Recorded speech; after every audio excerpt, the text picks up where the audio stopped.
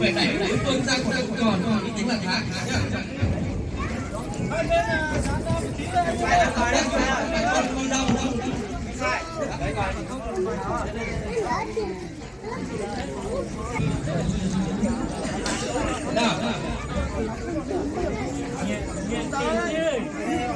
nhá. Anh có lùng đúng lúc đấy không? Chuẩn bị chưa? phân nhiệt nó không nó máy đâu. Thằng nó nói đâu. Thế nào?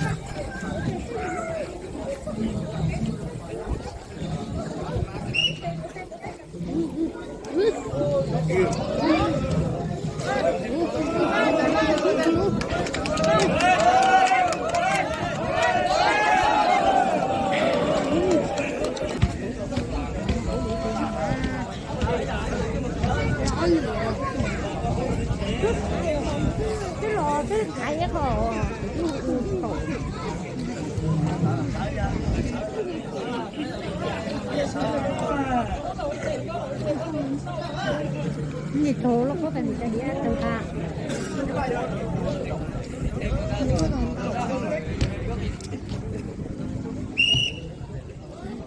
chỉ dùng gì nữa chỉ nó lệch khâu nữa.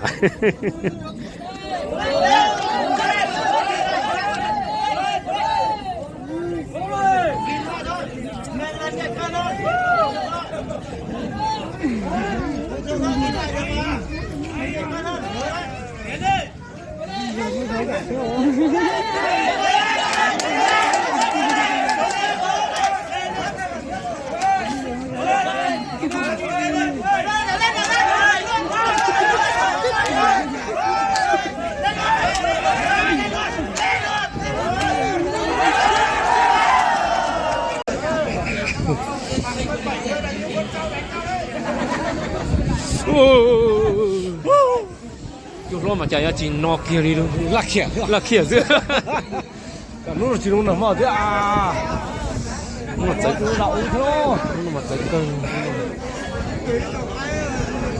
đầu tôi lúc đi à anh xin đi cảm thấy cơ có mày tìm kìa có chúng ta là mỏ đâu bây giờ không có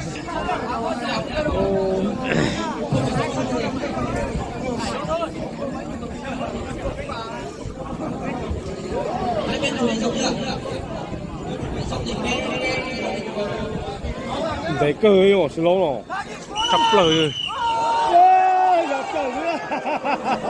vừa mới không cố lên rồi nó chập lời nữa Còn nó chỉ tao liếc rồi. riêng rồi Tao liếc ăn chết tao thôi. thế một tiếng hàng là lâu trò dày bán thế ra mà bây giờ ta liếc tỏ cho mà muốn lộn một tập lẳng ơi cho nó chịu rồi chỉ dùng đi phụ ta nữa kém gì à chắc là cái hả ba mình là thế cái tụi nó là chưa là mày là thế 龙脚的粗，我脚车站着那嘛，到风浪脚车。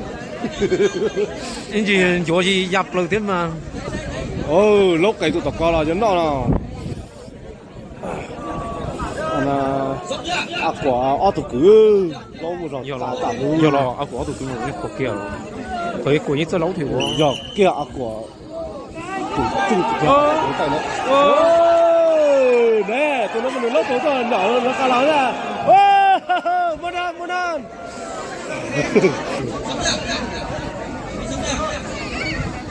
Play. Ya, chính giờ cái Giờ sáng mà giờ tiền nó.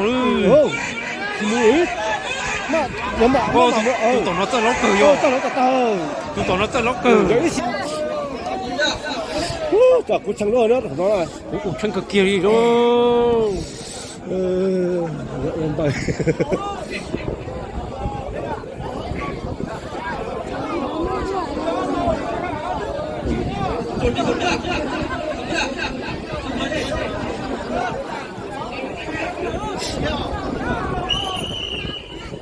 Good. Để mua món rồi.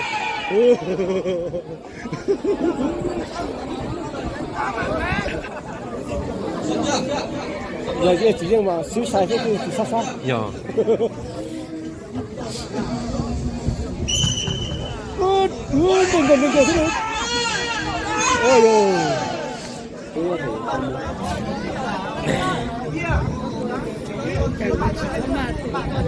mà giờ cậu được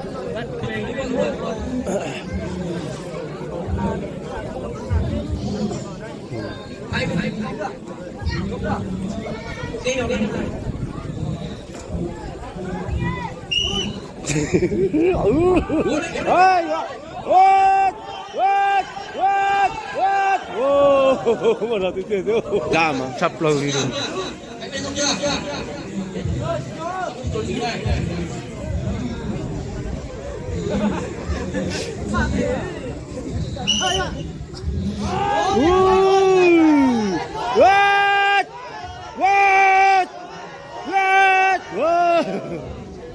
Địa chỉ đúng không?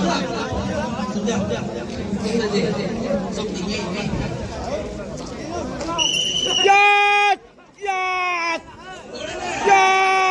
À tụi nó lão sao người ta chỉ tiếc tụi tao tiếc. Ô lý tới lóc thế. Nè cho con chỉ trả được không bà không trời rồi đấy. Dạ, giờ đi này. Đó, nữa giờ mà cũng chọn được hành. Iya. Nè. Ôi ôi.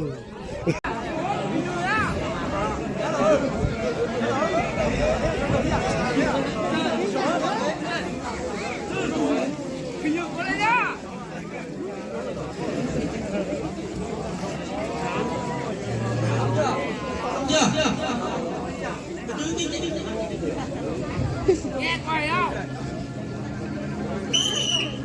Đi xuống, đi xuống, đi xuống.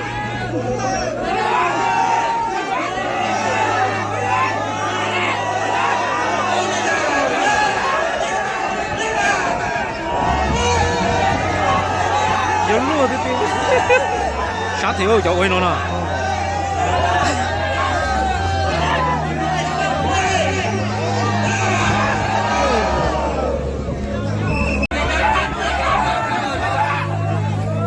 Ông nói gì sáng mà sướng ra này. Ô sát thiếu quay nó nè.